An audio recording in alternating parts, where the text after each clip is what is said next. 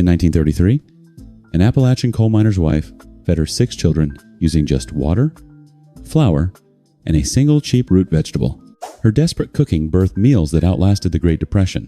That exact meal is number 14 on this list. Number 3 sounds like a practical joke played on a hungry child. Number 1 changes how an empty pantry is viewed forever. These 25 meals were not recipes. They were pure survival, keeping families alive at kitchen tables that used to seat 8. The modern food industry required the public to forget what this kind of resilience tastes like.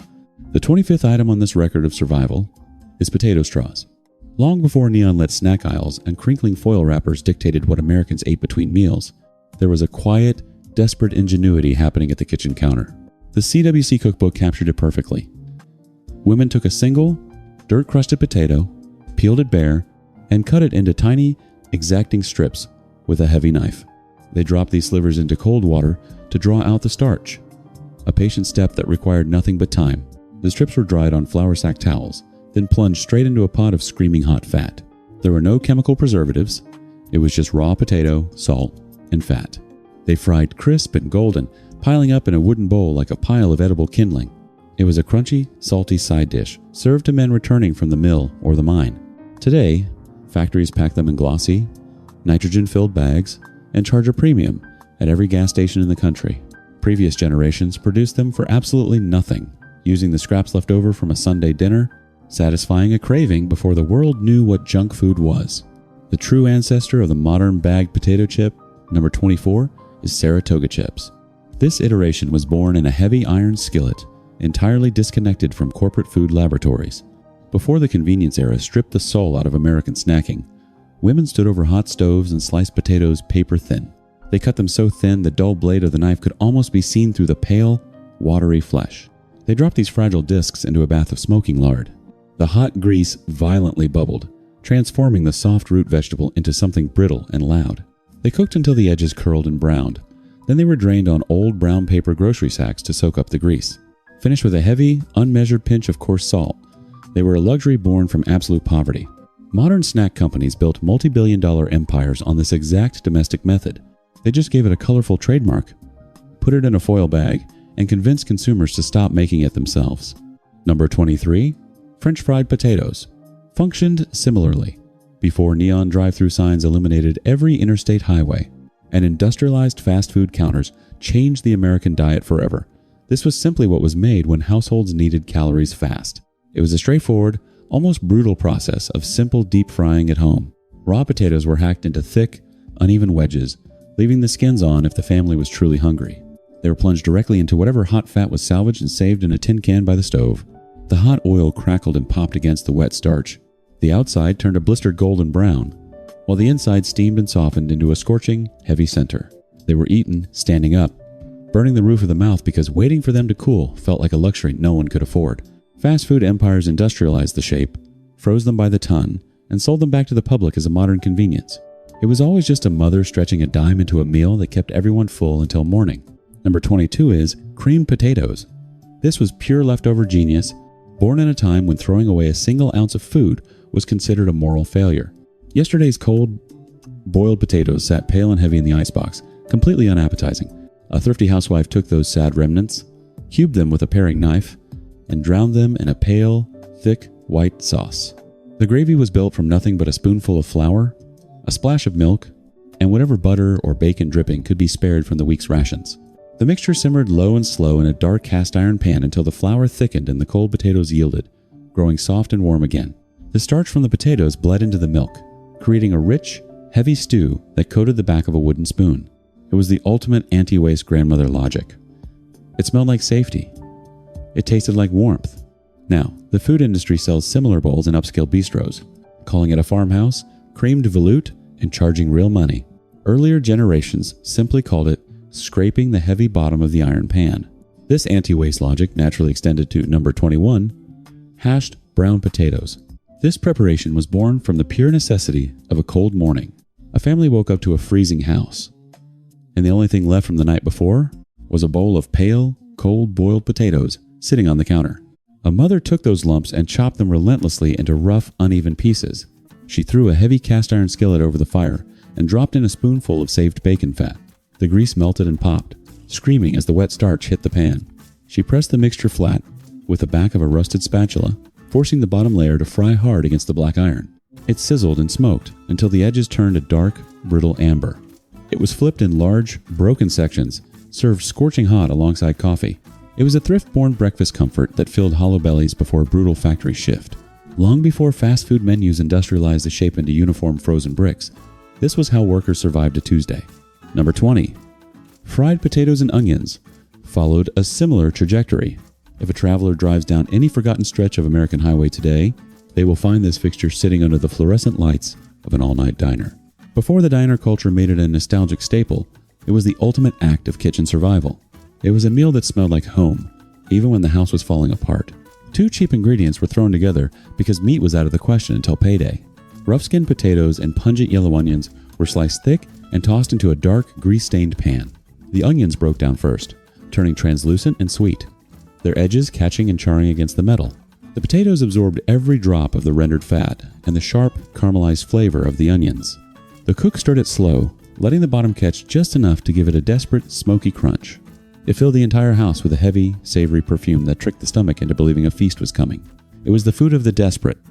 It was a masterpiece. Number 19. Scalloped potatoes was the undisputed king of the Midwest church basement.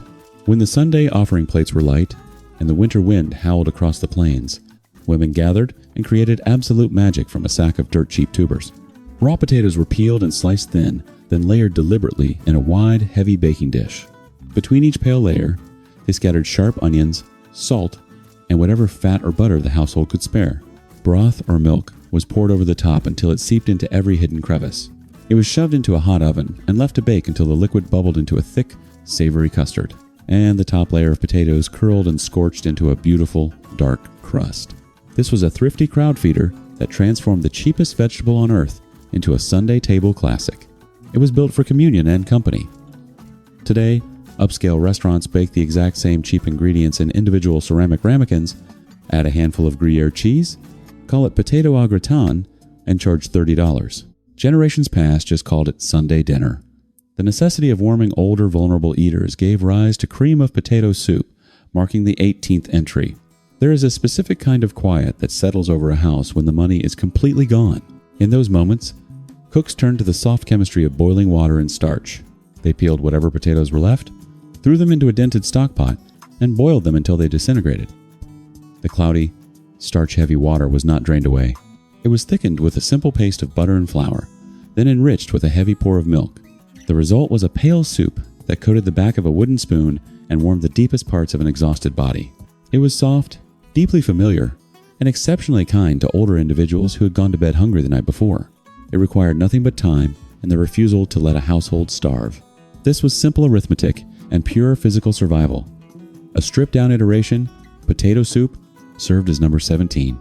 In the cramped, stifling tenement kitchens of early 20th century American cities, immigrant women performed daily dietary engineering with almost nothing. The Settlement Cookbook recorded this exact survival mechanism, turning a handful of cheap root vegetables into what was simply known as a Tuesday supper. Cooks took cold water, a single sharp onion, and rough potatoes, boiling them together until the starch finally bled out and clouded the broth. There was no rich stock, no heavy cream, and certainly no expensive cuts of meat to build flavor. The watery broth was seasoned aggressively with salt and whatever black pepper could be afforded. It was served steaming hot in shallow bowls to laborers who had just worked 14-hour shifts in brutal garment factories. It was a thin, desperate soup, but it was served with absolute dignity. This dish proved a fundamental truth of the poverty kitchen that modern observers frequently fail to understand. The fewer ingredients a meal required, the greater the sheer culinary skill of the person standing exhausted at the stove. When the harsh winter winds blew through poorly insulated American apartments, a thin broth was no longer enough, leading to number 16, potato chowder. Caretakers had to build something heavier, something that could anchor a hollow stomach and fight off the bitter chill. Potato chowder functioned as the ultimate pantry comfort, built with real body and undeniable substance. It started the exact same way as the simple soup, but cooks threw in a splash of precious milk. And, if the week's wages miraculously allowed it, a single strip of cheap bacon rendered down just for its smoky, salted fat. The potatoes were chopped rough and deliberately left thick, suspended heavily in the opaque liquid. It was eaten slowly, letting the heat radiate outward from the chest. It was a thick, starchy blanket against the freezing cold of a long Midwestern winter. It was not elegant, and it was never meant to be. It was meticulously designed to keep people alive until the spring thaw finally arrived. Number 15. Potato cakes. Emerged as an expression of anti-waste logic applied directly to a black cast iron skillet. In an era where throwing away even a scrap of food was considered an unthinkable sin, a bowl of leftover mashed potatoes from the night before was treated like a high-value asset. Cooks took that cold, stiff mash and aggressively worked in a little dry flour, a single cracked egg if the backyard chickens were laying, or stale breadcrumbs scraped from the bottom of the tin. They shaped the heavy mixture into flat, perfectly even discs by hand. These pale cakes were dropped into screaming hot grease and fried until a thick, impenetrable brown crust formed on the outside, sealing the soft, pillowy potato inside. It was a loud, sizzling transformation. Those who grew up on them recall the sharp crackle of the hot fat and the heavy smell of toasted starch filling the tiny kitchen. Nothing was discarded. It was simply reinvented to ensure survival for another day. Number 14. Irish potato cakes. Demonstrates that some preparations were not just about stretching a weekly grocery budget. They were quiet acts of cultural retention. When immigrant ships emptied into American ports, the arrivals stepping onto the docks carried nothing but the clothes on their backs and the memories of how to survive starvation. This dish was a resilient Southern and Irish carryover, a heavy, batter-like fritter born from absolute grinding necessity. Cooks took yesterday's leftover mashed potatoes, cut in handfuls of dry flour, and added a pinch of baking powder to make the heavy dough rise. It was kneaded directly on the floured kitchen table, rolled out flat, and sliced into triangles before hitting a dry, smoking hot griddle. They puffed and browned, turning into a dense filling bread substitute that soaked up whatever cheap gravy or meat drippings were left in the pan. Food companies spent decades trying to sell packaged convenience mixes to replace this exact kind of scratch cooking. Yet previous generations understood the unvarnished truth. That kind of resilience cannot be purchased in a cardboard box. Number 13 is potato pancakes. When Jewish immigrants arrived in America, they carried the memory of this dish, documented in the International Jewish Cookbook. This was where raw immigrant survival intersected perfectly with celebration. It demanded physical labor. Women stood in cramped urban kitchens and violently grated raw potatoes down to the nub, scraping their knuckles against the tin. They drained the starchy water, binding the pale shreds with a single egg, a handful of cheap flour, and a heavy pinch of salt. The wet patties were dropped into hot fat, crackling loudly until they turned into crisp, golden discs. It was a humble, desperate way to feed a family when meat was an impossible acquisition. Today, chefs in Manhattan plate these on ceramic dishes, call them artisanal latkes or European small plates, and charge high prices. Previous generations just called it staying alive. Number 12. Stuffed potatoes. Operated as a culinary deception. The CWC cookbook recorded this exact method. This was how a caretaker looked at a plain, low-cost vegetable and forced it to feel like a special occasion. A large potato was baked until the thick skin blistered and turned tough. While it was still scorching hot, it was sliced open, and the fluffy white center was carefully scooped out, leaving the fragile skin perfectly intact. That cheap potato flesh was aggressively mashed with whatever milk and butter the household could spare, and an egg white was beaten in for volume. That rich, heavy mash was piled right back into the empty potato skin, packed high, and shoved back into the raging oven to brown. It was an optical illusion that made a completely empty table look rich. Diners ate the bowl and everything inside it. When laborers at the factory went on strike or the farm crops failed, the dinner table still had to be set. This economic pressure led to number 11, casserole of potatoes. Documented in the pages of the CWC cookbook, this was a study in volume and economy. Cooks took massive quantities of cheap potatoes, softened them with heat, and mashed or baked them directly into a deep, heavy dish. They stretched the sheer mass of the meal by pouring in milk and heavy handfuls of whatever sharp seasoning they had hidden in the cupboard. It baked slowly, transforming from a loose pile of roots into a dense, solid brick of calories. A single pan could feed 8 hungry mouths and still leave enough to be sliced and fried the next morning. It was not delicate. It functioned as the heavy artillery of the working-class kitchen. Number 10. Potato au gratin illustrates a direct transfer of working-class survival food into upscale restaurant menus. The CWC cookbook originally cataloged this preparation as Delmonico potatoes, though the working class simply knew it as Thursday's leftovers. Cooks took cold, lifeless boiled potatoes from the day before, smothered them in a cream sauce, and scraped a tiny, hardened wedge of cheese over the top. It was baked from remnants, serving as a final attempt to make old starch edible. Scalloped potatoes used to be just sliced potatoes, milk, and onion in a baking dish. Today, restaurants serve this dressed-up version, add Gruyere and French branding, and charge high margins for a dish engineered from household surplus. The food industry appropriated the survival food of the American poor, translated the name, and repackaged it as a luxury item. During global conflicts, the kitchen became a silent battlefield of pure economics, leading to number 9, potato balls. Meat, sugar, and wheat were shipped overseas to the front lines, leaving domestic caretakers to rely heavily on the ground beneath their feet. The economical Wartime cookbook documented this specific act of food conservation. Cooks took plain, boiled potatoes and forced them through a tin ricer until they fell onto the table like heavy, pale snow. They mixed this fluffy, starchy mass with whatever scarce milk, fat, and sharp seasoning they could legally obtain. They worked the mixture by hand, rolling it into perfect, tight spheres before dropping them into a hot pan. They shaped and browned them in boiling grease until they formed a crisp, golden crust on all sides. This functioned as wartime morale food. It was the result of a household managing a table stripped bare by global conflict and choosing to construct something substantial out of the absolute cheapest ingredient left in the root cellar. Number 8 is potato bread. Modern marketing suggests that the soft, golden loaves sitting on premium bakery shelves today are the result of recent culinary science. This technique was actually born from strict wartime economy in loaf form. When wheat flour was heavily restricted to feed the soldiers fighting in Europe, American households turned to the pages of the economical wartime cookbook and other rationing guides. Caretakers took heavy, leftover mashed potato and worked it directly into their bread dough, alongside whatever meager rations of flour, milk, and yeast they had saved. The potato did not ruin the bread. It was utilized to stretch bread dough further than standard ratios allowed. The root's natural starch trapped the moisture inside the crumb, creating a loaf that stayed soft and fresh for days, defying the harsh, rationing realities of the era. Potato bread was a wartime method to stretch flour reserves. Decades later, potato rolls are sold as a premium bakery product, wrapping a working-class survival tactic in plastic and applying a luxury price tag. Number 7. Quick potato rolls shares this exact origin. The lingering memory of this specific texture still exists in pockets of the American South and the rural Midwest.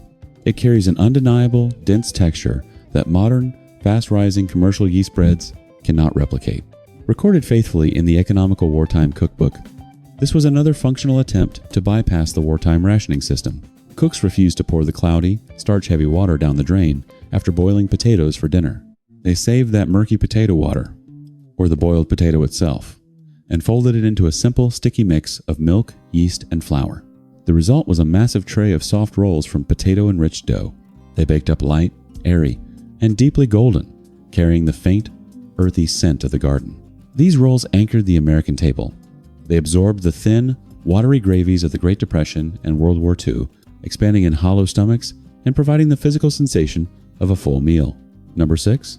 Potato donuts. Initially appears to be an accidental mixing of the savory supper table and the sweet pastry board. However, during the severe economic conditions of breadlines and ration books, this preparation provided necessary caloric density. Preserved in older cookbooks, this recipe relied entirely on using potato for tenderness and economy. Caretakers took a heavy scoop of cold mashed potatoes and vigorously cut in a little flour, a hoarded handful of sugar, and a single egg. The heavy starch transformed into a pliable, sweet dough. It was carefully shaped, cut, and dropped straight into a vat of hot, popping fat. The dough fried in the oil, with the hot grease sealing the outside into a dark, crisp shell, while the hidden potato kept the inside impossibly tender and moist. It operated as a domestic deception. It allowed households with entirely depleted funds to avoid stripping all dietary variety from their dependents. A root pulled from the cold dirt was physically engineered into a dessert. The pages of the International Jewish Cookbook document a relentless defiance against starvation, leading to number 5, potato chalet. Immigrant women arriving in crowded American cities had to preserve their traditions even when they had absolutely no money for meat. They utilized potato chalet, a heavy, kugel-style pudding built from grinding economic necessity. Raw potatoes were grated down to the nub and mixed with sharp onions, a dollop of rendered animal fat, a single egg, and whatever stale, soaked bread or broken crackers could be scavenged from the back of the pantry. It was pushed into a scorching hot oven and baked until a thick, dark crust formed over the top. This was a humble, Sabbath-adjacent survival food that filled an empty room with the smell of home. It provided living proof that immigrant cooks did not merely stretch food to fill hollow stomachs. They actively defended their cultural continuity and their religious rituals through a single cheap root vegetable, baking their traditions directly into a dented tin pan. When the crowded boats from the Old World arrived at American docks, the family stepping off carried the ingrained memories of how to avoid starvation. Number 4. Potato dumplings. Famously known as Kartoffelklöße and recorded in the International Jewish Cookbook, served as the exact physical embodiment of Old World thrift, carried directly to America. Cooks took plain, heavy potatoes, mashed them down until smooth, and bound them tightly with a scarce egg and a heavy handful of cheap flour. The dense, pale dough was shaped by hand into smooth balls, and simply boiled in a pot of violently rolling salted water until they finally floated to the surface. There was no expensive cut of meat, no complex simmering sauce, and no luxury whatsoever. It was just heat, starch, and water. These boiled dumplings sank heavily to the bottom of an empty stomach, keeping the physiological hunger away for another 12-hour shift in the local factories. It was the raw arithmetic of poverty. Number 3 is potato noodles. The concept reads like a culinary error recorded in the International Jewish Cookbook, but it was entirely real and served as a functional psychological pattern break for families forced to eat the exact same cheap vegetable 3 times a day, 7 days a week. Cooks took boiled potatoes, a couple of cracked eggs, and whatever flour was left at the bottom of the sack, aggressively kneading it all together into a heavy, pliable dough. Instead of frying it in fat or mashing it in a bowl, they rolled it out flat and cut it into long, thick, uneven strands. These heavy noodles were then baked or boiled, designed to absorb whatever thin, watery broth or rendered animal fat was left sitting in the bottom of the cooking pot. It was unusual enough to completely trick the mind into experiencing a brand new meal. Caretakers took the cheapest ingredient available and manipulated its physical shape to combat dietary fatigue. For households in the deep, isolated hollows of Appalachia, number 2, potato candy, was a standard provision.